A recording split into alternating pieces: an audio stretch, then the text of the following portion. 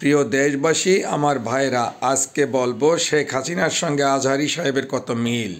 শেখ হাসিনা এই দেশ থেকে পালিয়ে চলে গেলে ভারতে যে বলছেন যে আমাকে মেরে ফেলার চক্রান্ত করা হয়েছিল, কিন্তু তার কোনো দোষ ছিল না। আজহারি সাহেব বলছেন এক ওয়াজে একদল খেয়ে চলে গেছে, আরেক দল খাবার জন্য প্রস্তুত হয়ে গেছে। কে প্রস্তুত হয়েছে ভাই? শিশু বাচ্চারাও জানে এরপরে ক্ষমতায় আসার লাইনে বিএনপি আছে। তাহলে বিএনপি খাওয়ার প্রস্তুত হয়েছে। উনি আরেক ওয়াজে যে বললেন, আমি কারো উদ্দেশ্য করে বলিনি। আপনি কি কথা বলেন, কি কথা না বলেন, উদ্দেশ্য আপনি জানেন না। অনেক ভাই ভিডিও দিয়ে থাকেন, অনেক ভাই লেখছেন যে বিএনপিকে বলে নাই, বিএনপির এত গাজালা করে কেন?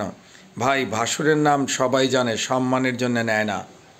উনি কার নাম বলেছেন? কে সিরিয়াল আছে? আমাদের বাঙালি জাতির একটি চরিত্র আছে, সমালোচনা করা।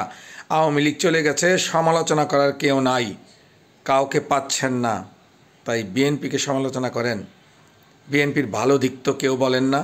আজহারি সাহেব তো ভালো দিক বলেন নাই, যে তারেক রহমান সাহেব কত ভালো নামাজ পড়ছে, তিনি ভালো ভালো কথা বলছে, তিনি ভালোভাবে চলছে, তিনারা কত সৎ, এসব তো বলেন নাই। তিনি দোষ দেখিয়ে গেলেন। আপনারা জেনে থাকবেন, আজহারি সাহেবের ওয়াজগুলি খেয়াল করেন।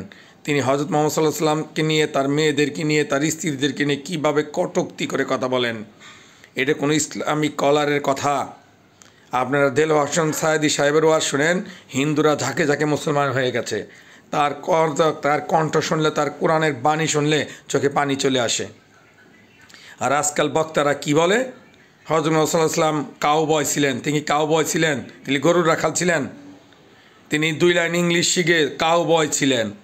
হজরত মোহাম্মদ সাল্লাল্লাহু আলাইহি ওয়াসাল্লাম বিয়ে করছেন একজনকে, তার বয়স্ক ছিলেন, তার একাধিক বিয়ে হয়েছিল। সেই কথা আমি যেভাবে বললাম, আপনারা তার ওয়াজগুলি শুনে দেখবেন, সে কিভাবে মুখ চাপড়িয়ে বেঁকিয়ে কি অপমান সুলভ ভাষায় কথা বলছে।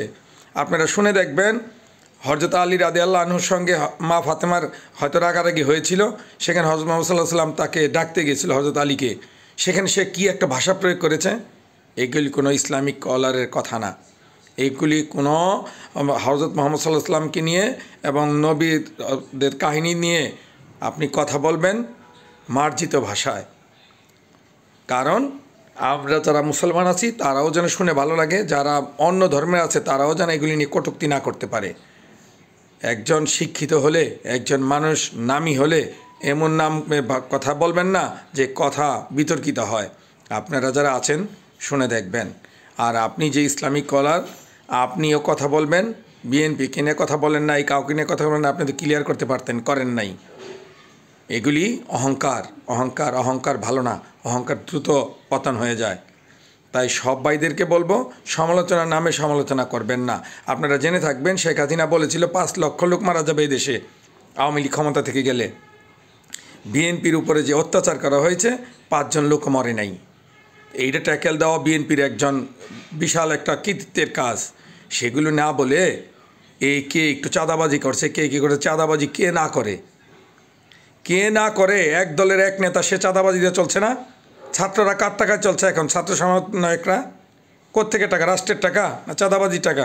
কোত্থেকে চলছে? একজন ওয়াজের নামে একজন হুজুর ব্যবসা করে না? সে টাকা নেয় না? কেন নেয়? ইসলামে কি টাকা নেওয়া আছে? নাই তো, সে কেন নেয়? সবাই হুজুর, রাজনীতিবিদরাই শুধু খেজুর। ধন্যবাদ সবাইকে।